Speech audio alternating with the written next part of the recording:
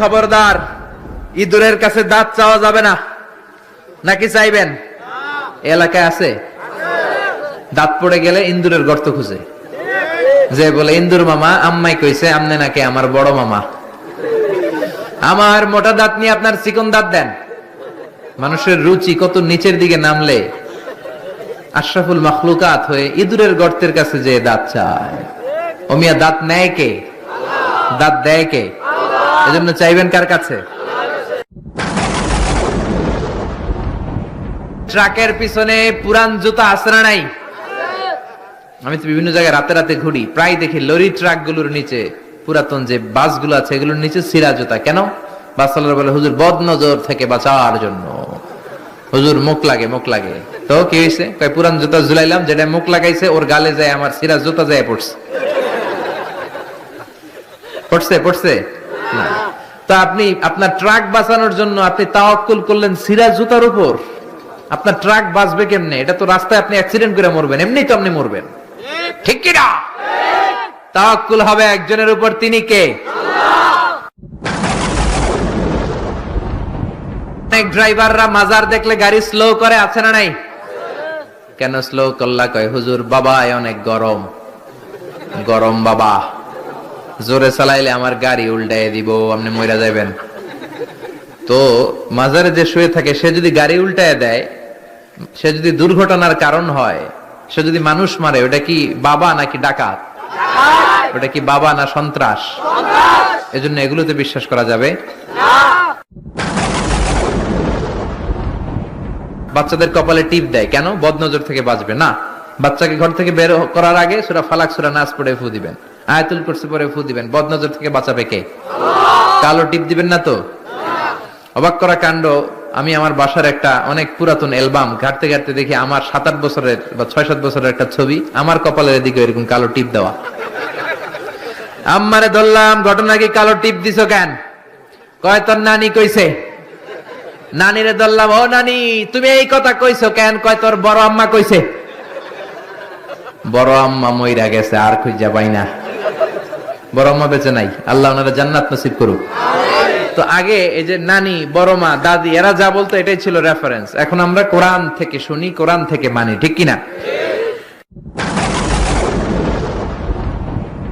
এরপরে বলে পরীক্ষার দিন সকালে ডিম খাওয়া যাবে না। তার মানে একবার 100-এ কমন পড়ছে ওনাদের। সবার হাসি দেখে মনে হচ্ছে 100-এ 100 কমন। সদর দক্ষিণে এটা ঘরে ঘরে আছে না? ভুয়া কথা। আমি যতবার ডিম খেয়ে গেছি ততবারই ফার্স্ট পরীক্ষায়। ইচ্ছা মতো ডিম খেয়ে যাবা, পরীক্ষায় ফার্স্ট বানাই দিবে কে?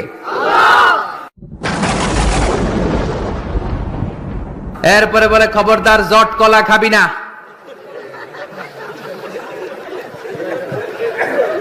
জমজ সন্তান হবে, বলে না?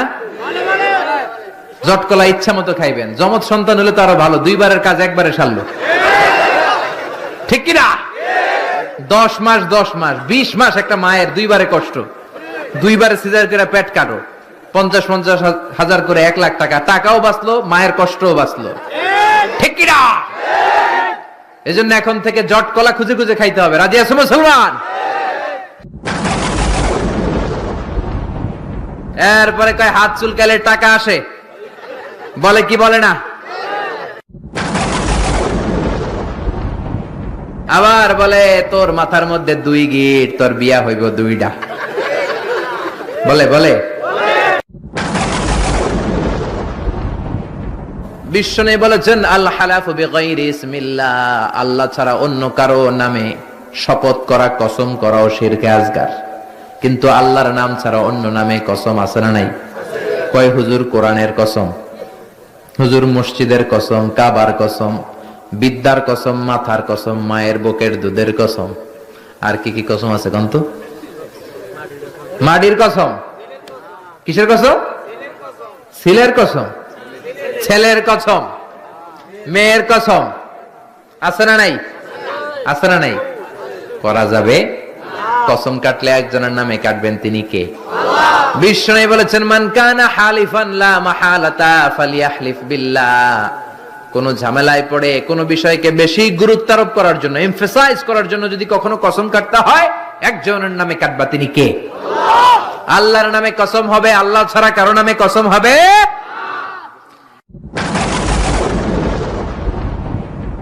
এরপর বিশ্বনবী বললেন, লা তিয়ারাতা ফিল ইসলাম, ইসলামে তিয়ারা বলতে কিছু নাই, সুলক্ষণ কুলক্ষণ অপয়া কুফা বলতে কিছু নাই। কিন্তু আমরা কথায় কথায় বলি তুই কুফা, ঠিক কিনা? খেলার সময় তুই ঢুকলে মাশরাফি আউট হয়ে যায়, তুই ঢুকলে আমার দলের লোকেরা আউট হয়, বলি না? ভুয়া কথা। ও ঢুকলেও আউট হবে, না ঢুকলেও আউট হবে, ঠিক কিনা? নতুন বউ আসছে বাড়িতে, বৌমারে শাশুড়ি বলে, মা একটু চা বানায় খাও। নতুন বৌমা, নতুন বাড়ি, নতুন জায়গা, বুঝে নাই, চা বানাতে যে প্রিস্টিজ ভেঙে ফেলছে। এখন কে বউটা তো ভালো না, এটা তো অপয়া, এটা তো কুলক্ষণে, এটা অমঙ্গলে, বলে না? বলে না? এজন্য খবরদার, এগুলো বলা যাবে। মুসলমান বিশ্বাস করে ওয়াল কদর, তাকদীরের উপর, খাইরিহি ওয়া শাররিহি মিনাল্লাহ, ভালো হোক মন্দ হোক একজন করতে পারে, তিনি কে? তিয়ানুল আররাফিন, গণকের কাছে যাওয়া। গণক বাবারা আছে না নাই? গণকদের কাছে যাওয়া যাবে না। কেউ যদি গণকের কাছে যায়, যে যদি কিছু জিজ্ঞেস করে, ওই জিজ্ঞেসকারীর 40 দিনের নামাজ গুলারে বাতিল করে দিবে কে?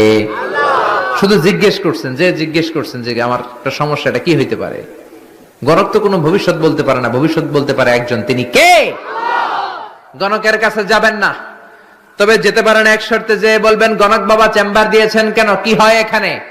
গণক বলবে, আমি সব জানি, আমি ভবিষ্যৎ বলে দিতে পারি, ভবিষ্যতে কি হবে আমি সব জানি। তখনই দিবেন 20 কেজি ওজনের এক থাপ্পড়। থাপ্পড় দিলে যদি সে চটে যায়, রেগে যায়, বলবেন আপনি তো ভবিষ্যৎ জানেন, আমি যে এসে থাপ্পড় দিব তাও তো জানেন, জানি না শুনে কেন থাপ্পড়টা খাইলেন, কেন দৌড় দিলেন না, ঠিক কিনা? এভাবে গণকদেরকে সাইজ করার দরকার আছে না নাই?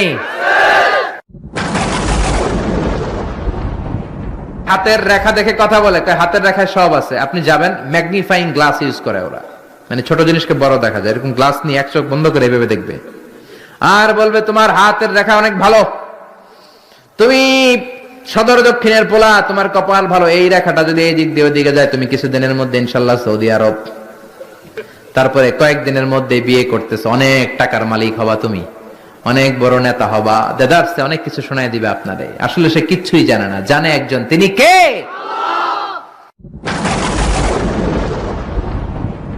ছোট্ট ছেলে মেয়েদের কোমরের মধ্যে কাইতন বাঁধে না? আপনাদের এলাকায় বাঁধে? হাতের মধ্যে আজমির শরীফের সুতা বাঁধে, সাদা আর লাল কালারের, দেখছেন? আপনাদের এলাকায় তো নাই না? আছে, আছে, আছে। খবরদার, যুবকেরা যদি হাতে থাকে ছিঁড়ে ফেলো। এটার উপর তাওয়াক্কুল করবা না, তাওয়াক্কুল করবা কার উপরে?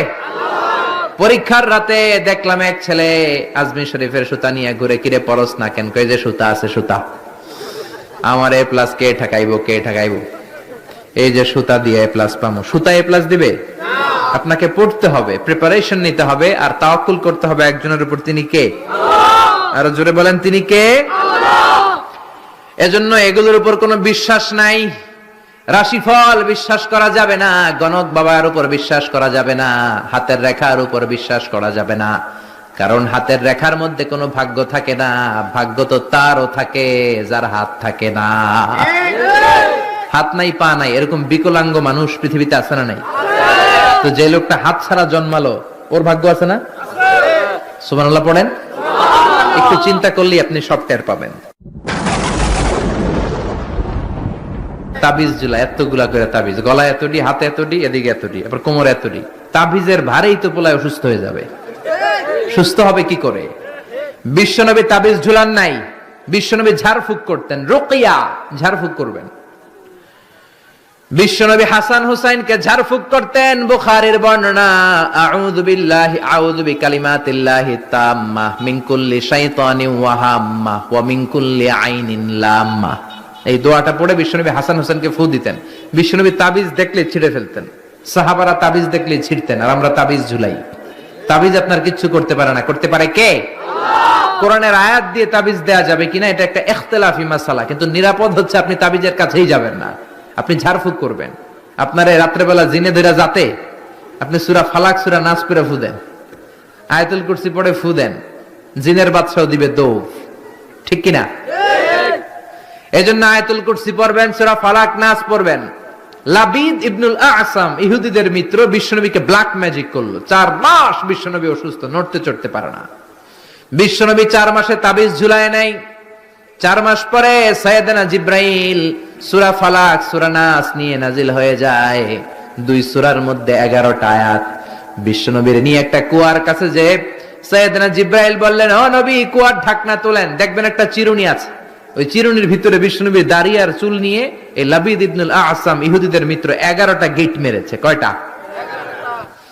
বিশ্বনবীর বললেন, ও নবী, একটা করে গিট খোলেন আর পড়েন কুল আউযু বিরাব্বিল ফালাক। একটা করে আয়াত পড়েন, আপনারে সুস্থ করে দিবে কে? আল্লাহ। এজন্য সূরা ফালাক সূরা নাস পড়ে ফু দিবেন। জিন ভূতের অশরীরী কোনো আত্মা যদি আপনার উপর আসর করে, আসর মুক্ত করে দিবে কে? এজন্য সাইয়েদনা লোকমান ছেলেরে সাবধান করে দিলেন, লা তুশরিক বিল্লাহি ইন্নাশ শিরকা লাযুলমুন আযীম।